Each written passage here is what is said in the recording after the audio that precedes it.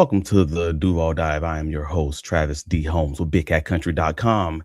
I'm going to hopefully give you guys this quick rundown of all the things that you may have missed if you've been at work and you weren't able to make it to New Orleans for the Jacksonville Jaguars joint practices against the New Orleans Saints on Thursday.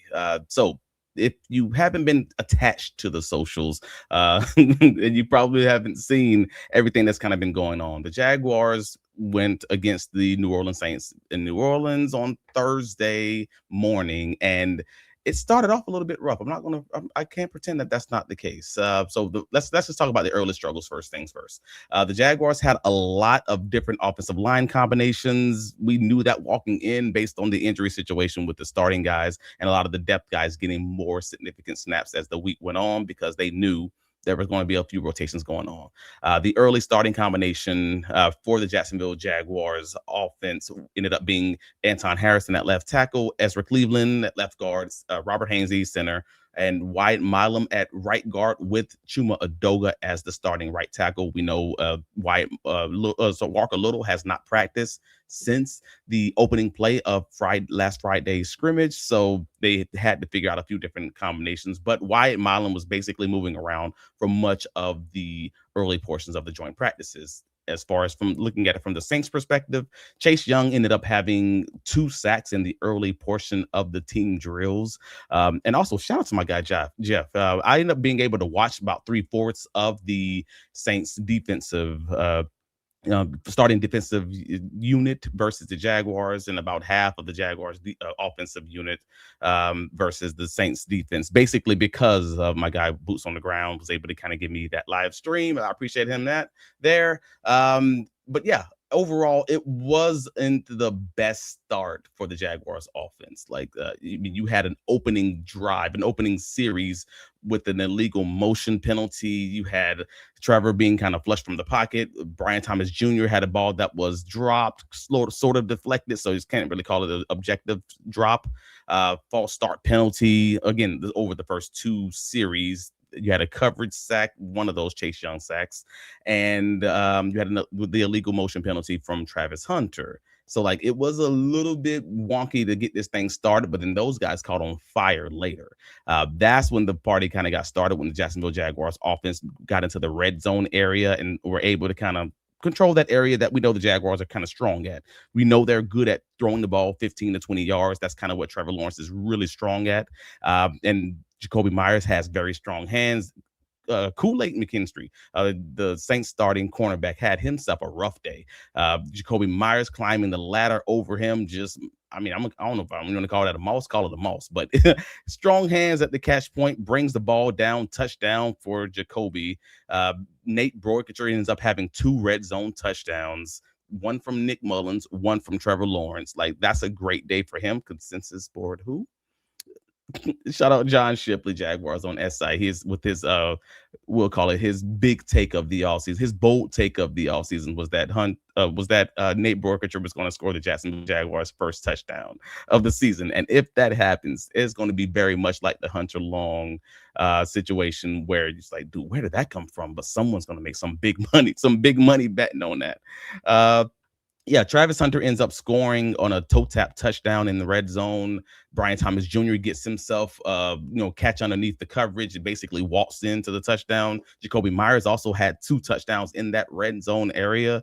Again, they caught themselves on fire in the red zone period, where it was a little bit of struggling, a little bit of pre-snap penalties, a little bit of wonkiness that was kind of going on early before they finally got their feet under them.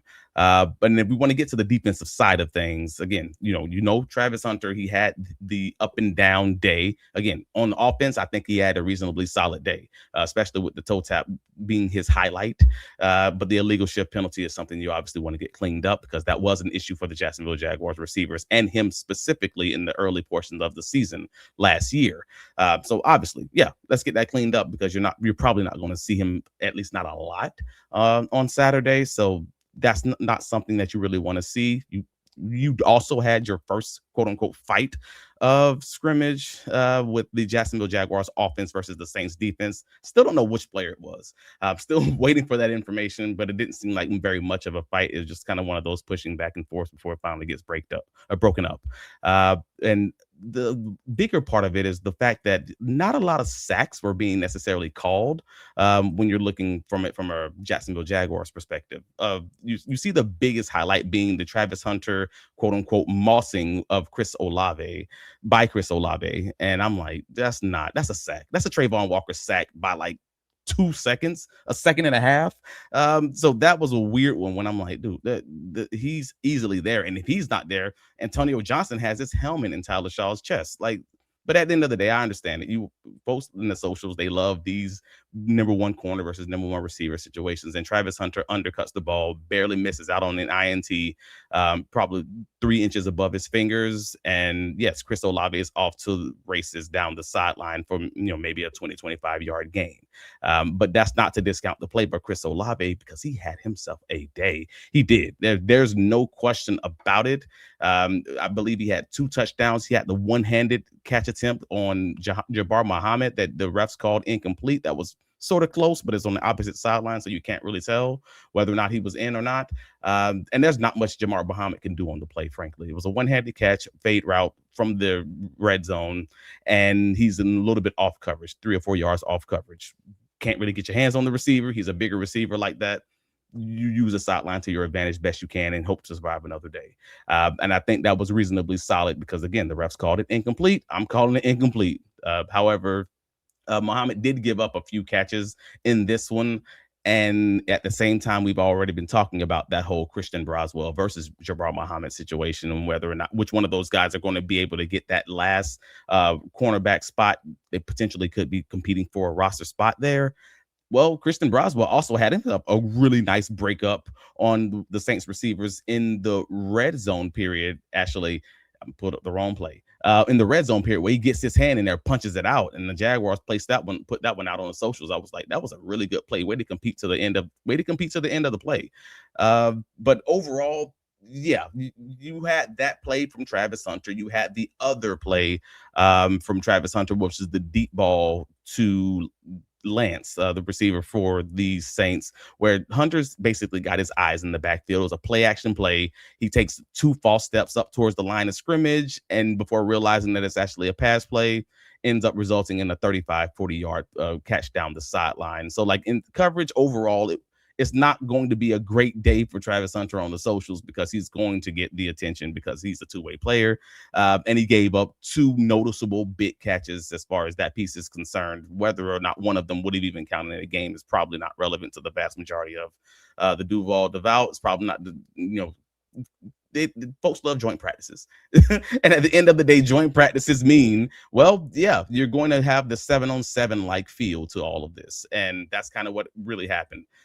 One of the bigger things, I thought Jarian Jones from the practice I saw had a good day.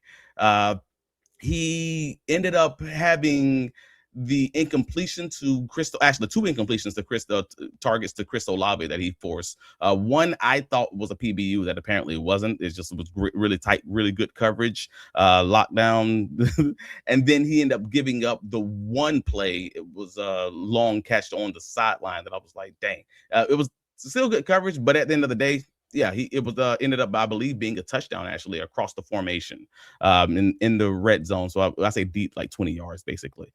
Foye and Ventrell in the run game, I thought they did very well. After, again, they had some original struggles with 1 or 2, let's say 8 to 10 yard runs by the Saints offense before they finally kind of got they got their feet under them, and Foye had a few great run stuffs. But more importantly, one of the big things and one of the big takeaways for me going into this game was going to be how well the Jacksonville Jaguars linebacker group did when they faced these Saints running backs in space. You didn't see a lot of highlights from the Saints running back core in this one, and that's because Ventrell Miller, that's because Foye Oluokun did such a great job in both stopping and stuffing those runs, but also even in space on the screen passes, and they ran a few of them. I counted at least 4 of them.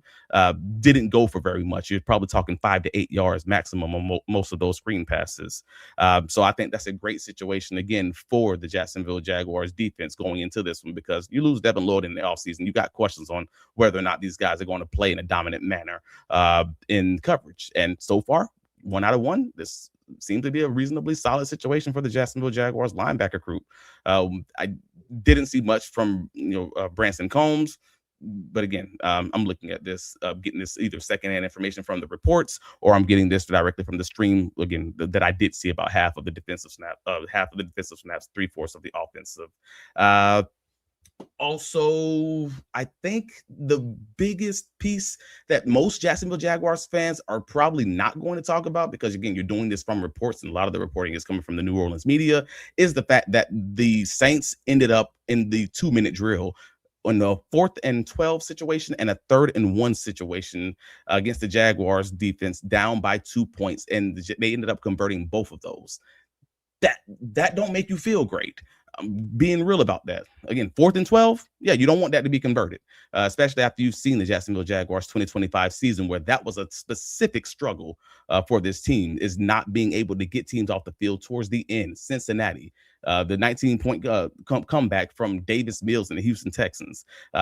Obviously, you want to be able to have the lead, keep the lead, and close this thing out. I mean, even the Chiefs game, that was a big thing. So obviously, that's going to be something that camp is going to have to get these guys on, to get them right, because they end up converting that one with the 51-yard field goal by the Saints kicker Charlie Smith. So overall, those are probably your biggest takeaways from this one, is that the Jacksonville Jaguars would have had way more sacks. They just weren't counting them. I believe Josh Hines-Allen had a sack. Again, Trayvon would have had a sack on the Chris Olave catch on Travis Hunter down the sideline. And there is at least 2 or 3 more that you're just not going to see reported, because less Jacksonville media, more New Orleans Saints media. Yeah, bias. You know how this goes.